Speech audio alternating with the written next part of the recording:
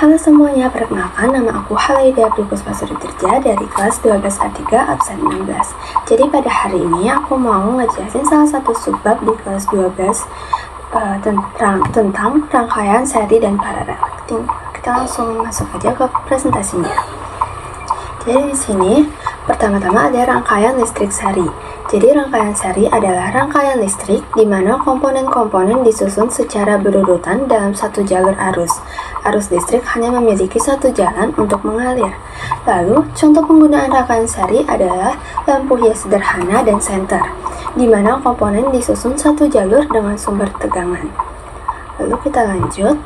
Di sini ada ciri-ciri rangkaian seri. Yang pertama ada lampu menyala lebih redup jika jumlah lampu ditambah. Terus yang kedua, jika satu komponen putus, seluruh rangkaian mati. Lalu yang terakhir, tegangan terbagi pada setiap komponen. Lalu kita masuk ke rumus rangkaian seri. Rumus rangkaian seri yang pertama ada arus. Jadi arus itu I sama dengan I1 sama dengan I2 sama dengan I3. Lalu ada tegangan total yaitu V sama dengan V1 ditambah V2 ditambah V3. Lalu ada hambatan total yaitu R sama dengan R1 ditambah R2 ditambah R3. Lalu kita masuk ke rangkaian listrik paralel nih. Rangkaian paralel adalah rangkaian listrik di mana komponen-komponen disusun bercabang sehingga arus listrik memiliki lebih dari satu jalur untuk mengalir. Contoh rangkaian paralel adalah instalasi listrik di rumah di mana setiap alat listrik dapat bekerja secara mandiri. Lalu kita masuk ke ciri-ciri rangkaian paralel. Jika satu komponen putus, komponen lain tetap menyala. Arus terbagi ke setiap cabang, lalu yang terakhir ada tegangan sama di setiap cabang. Lalu kita masuk ke rumus rangkaian paralel.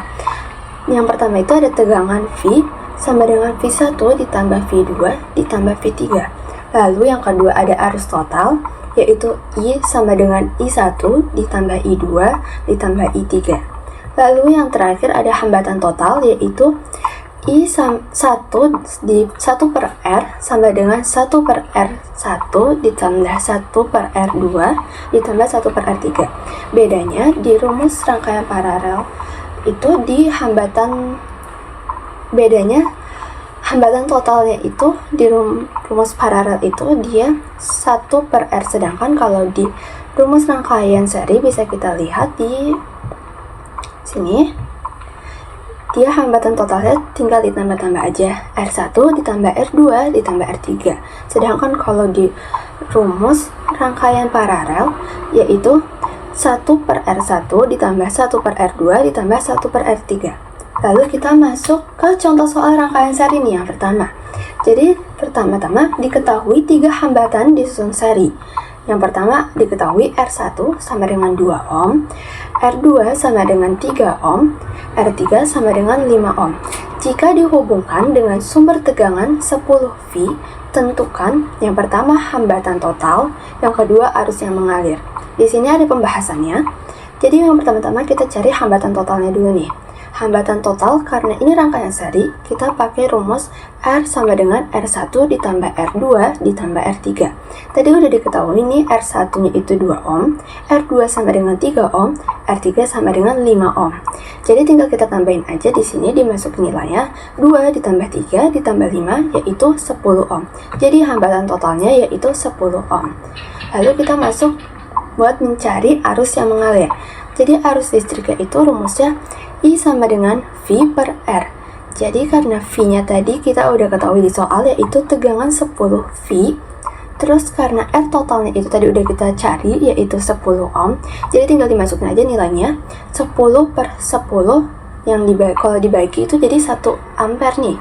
Jadi kesimpulannya, jadi hambatan total rangkaian adalah 10 ohm dan arus yang mengalir sebesar 1 ampere. Lalu kita masuk ke contoh soal rangkaian paralel. Diketahui 2 hambatan disusun paralel. R1 sama dengan 6 ohm, R2 sama dengan 3 ohm. Jika dihubungkan dengan sumber tegangan 12 V, tentukan yang pertama ada hambatan total, yang kedua arus total rangkaian. Terus di sini udah ada pembahasannya. Jadi yang pertama-tama kita cari hambatan total nih. Hambatan totalnya itu sama kayak tadi yang aku jelasin, kalau rumusnya itu 1 per R sama dengan 1 per R1 ditambah 1 per R2. Karena di sini diketahui hambatannya cuma ada 2, kecuali kalau hambatannya ada 3 bisa kita tambahin di sini 1 per R3. Terus ini karena udah diketahui nih tadi nilainya, R1 sama dengan 6 ohm, R2 sama dengan 3 ohm, jadi tinggal dimasukin ke masukin ke rumusnya aja nih. Terus ini karena dia penyebutnya beda, tinggal ini 1/3 nya itu dikali 2 buat samain ke 6. Jadi tinggal 1 dikali 2 yaitu 2, terus 3 dikali 2 yaitu 6. Jadi tinggal kita tambahin doang, 1/6 ditambah 2/6. Jadi 1 tambah 2 yaitu 3. Terus ini 3/6 hasilnya, tinggal kita bagi, jadinya hasilnya 2 ohm. Terus yang kedua kita cari arus total rangkaian. Arus totalnya rumusnya itu 1 per V per 1 sama dengan V per R. V nya tadi udah kita ketahui di soal, yaitu tegangannya 12. R nya udah kita ketahui tadi kita cari, yaitu 2 ohm. Jadi tinggal kita masukin ke rumusnya, yaitu 12/2. Tinggal kita bagi, hasilnya 6 ampere. Jadi hambatan total rangkaian adalah 2 ohm dan arus total sebesar 6 ampere. Lalu kita masuk ke kesimpulan. Rangkaian seri dan paralel memiliki karakteristik yang berbeda. Rangkaian seri sederhana tetapi kurang efisien, sedangkan rangkaian paralel lebih kompleks namun lebih efektif dan banyak digunakan dalam kehidupan sehari-hari. Biasanya kalau rangkaian paralel ini dipakai buat menghemat listrik, guys. Oke, kita lanjut. Oke, sekian presentasi dari saya. Terima kasih sudah menonton. Wassalamualaikum warahmatullahi wabarakatuh.